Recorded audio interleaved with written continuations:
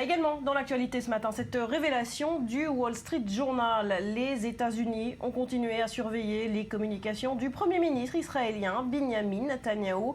Un espionnage diplomatique entre amis qui s'est donc poursuivi malgré les promesses américaines et le scandale de l'agence de renseignement NSA. Mathias, vous avez les détails de cette affaire. Oui, la dame aux grandes oreilles ou peut-être petit meurtre entre amis. Ça serait le thème de ces nouvelles révélations délivrées par le Wall Street Journal cette nuit. Elle concerne effectivement, selon le quotidien américain Barbara, des conversations téléphoniques enregistrées par les États-Unis, surtout l'ordre donné par Barack Obama auprès de la NSA pour écouter Binyamin Netanyahou avec des membres du Congrès et des membres influents de la communauté juive américaine, des conversations captées pendant les discussions, vous l'avez dit, de l'accord sur le nucléaire iranien, et la NSA d'annoncer que Binyamin Netanyahou avait délibérément fuité, tout simplement personnellement ou via son ambassadeur Ron Dermer, des détails sur les négociations entre les États-Unis et l'Iran. Alors la Maison-Blanche, elle a confirmé ou démenti cette information? Enfin, ni confirmé, ni infirmé. Finalement, cette déclaration, de manière très laconique et très évasive d'un des conseillers de la sécurité nationale américaine,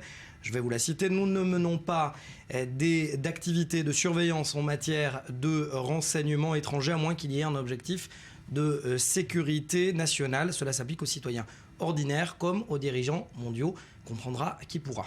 Quelles conséquences auront ces révélations sur les relations entre les deux pays? Tout d'abord, ce n'est pas la première fois que les États-Unis et Israël s'écoutent via clavier ou via surtout grandes oreilles interposées. On le sait, la NSA répond à l'unité 8200 d'élite américaine, c'est surtout israélienne, pardon. C'est aussi la confirmation, dans la mesure où c'est Barack Obama en personne qui a ordonné ces écoutes, que la relation entre les deux hommes, entre Netanyahou et Obama, n'est pas au beau fixe, et ils n'iront pas en vacances ensemble lorsque ces deux derniers ne seront plus ni Premier ministre ni président.